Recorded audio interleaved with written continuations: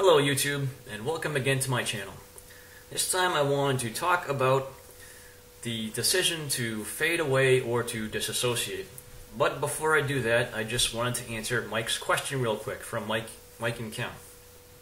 He had asked about the references or the notes made in the side of the Elders book. Well, I no longer have my Elders book because I handed it in.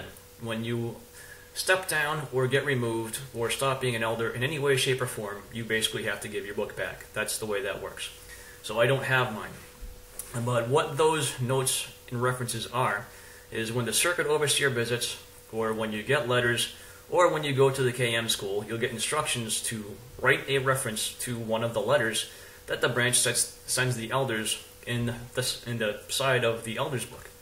So if you have all the letters from Bethel to the elders, you basically have all the notes that are put in the book.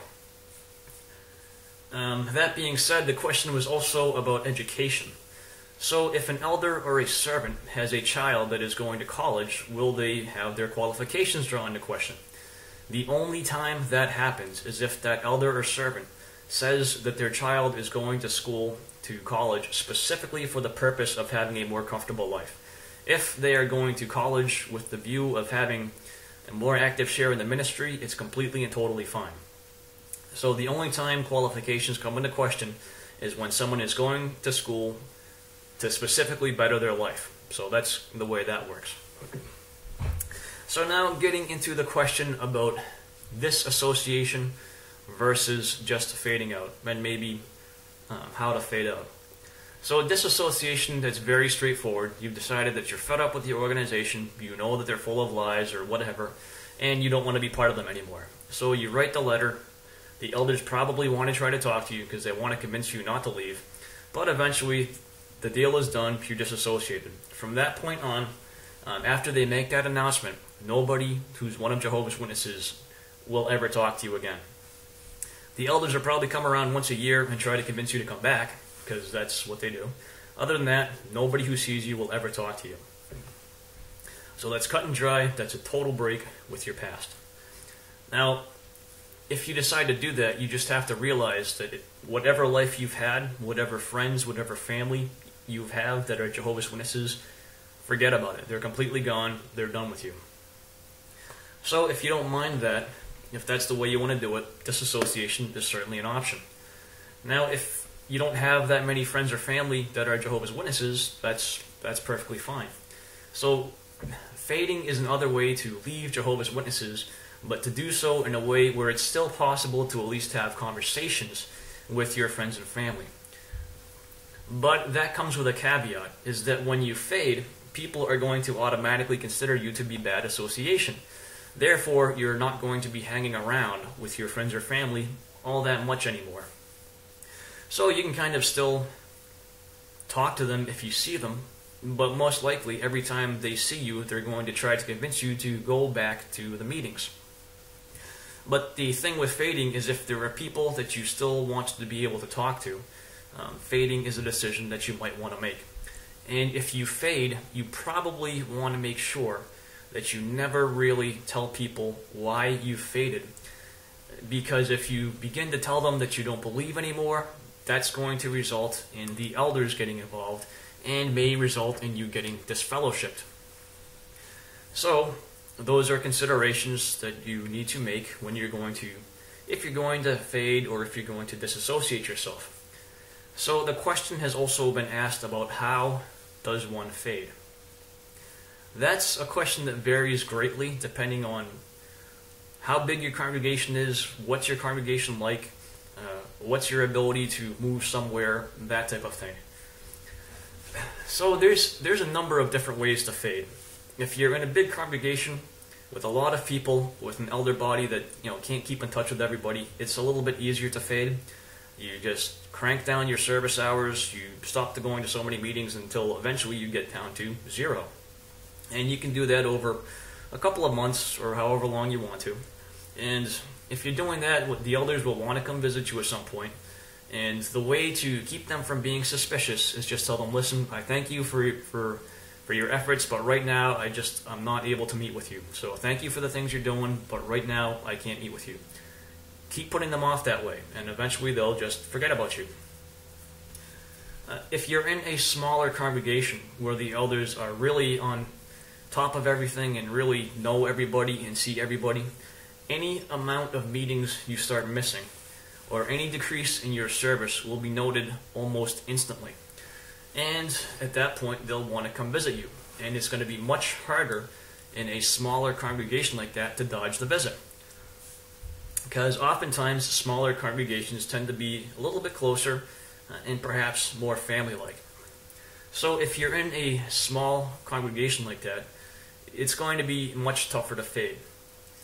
If that's the case, you can still do it, but you're going to get hounded a lot more by the elders, by friends, by whoever, to try to get you back into the fold, typically speaking. Though there are some congregations where people aren't really that close, or maybe you're not in the right clique, and in those congregations, it's always easier to fade.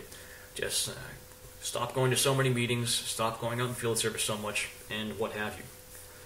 A really good way to fade too is if you move somewhere that's not in the territory of your congregation, and preferably where you don't know that many people. In a situation like that, you could actually move somewhere and go for a little bit to a congregation that is outside of the territory you now live in, get your publisher record card sent there, don't give them your address, and then once they have your publisher record card, just stop going to the meetings. That'll be almost impossible for them to find you. That is, unless you know somebody who knows your address and they try to get back in touch with that person to get your address. So there's all kinds of different ways of fading. Obviously, the more direct, simple, and straightforward solution is disassociation, but that comes with different implications. So why would a person choose one versus another? Well, that decision is completely and totally up to the people who are making that decision. It's very personal, and people have their own reasons for doing whatever they're doing, and whichever decision they make is completely and totally up to them, and no one should ever make that decision for anybody else. But in disassociation, you might make that decision because you want to be honest and straightforward and demonstrate that you're no longer part of the organization. Fading, you might do that because perhaps you still want to talk to people. Maybe you've decided that you actually don't want to give the organization the satisfaction or the power of writing them a letter.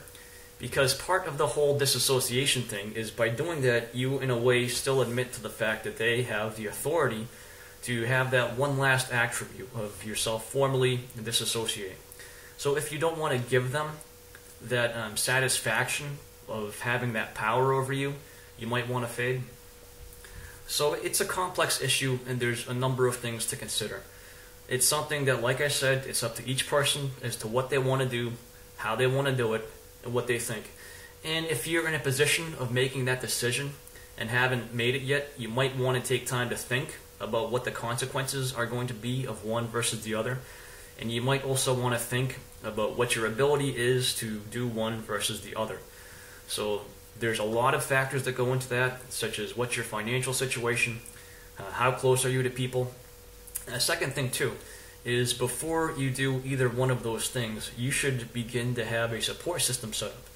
If you have been one of Jehovah's Witnesses your whole life, chances are pretty good that all of your friends are Jehovah's Witnesses.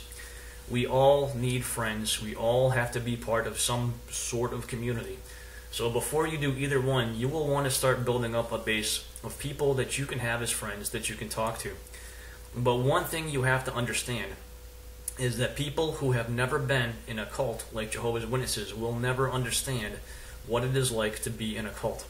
It's a form of trauma that leaves some imprints on people, and to fully understand it, you kind of have to have been through it yourself.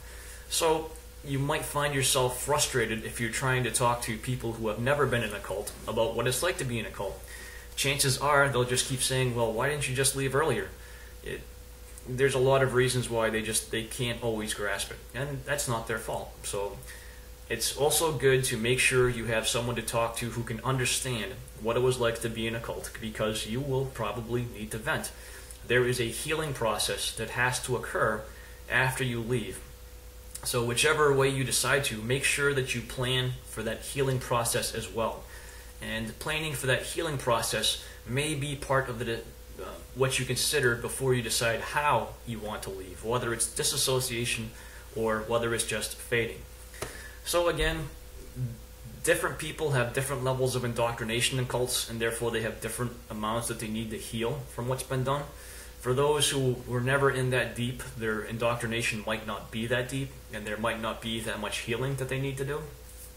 However, for those who are in much deeper, perhaps they spent years in full-time service, or they were appointed at some position, that indoctrination tends to run pretty deep, and leaving can be quite traumatic. So whatever you plan to do, make sure that you step back and you allow yourself to consider the whole picture, so you can decide for yourself what the best way is for you to proceed and what's going to work the best in your own circumstance. So anyways, that's my video for this time. I don't know if that helped or not, but I will talk to you next time.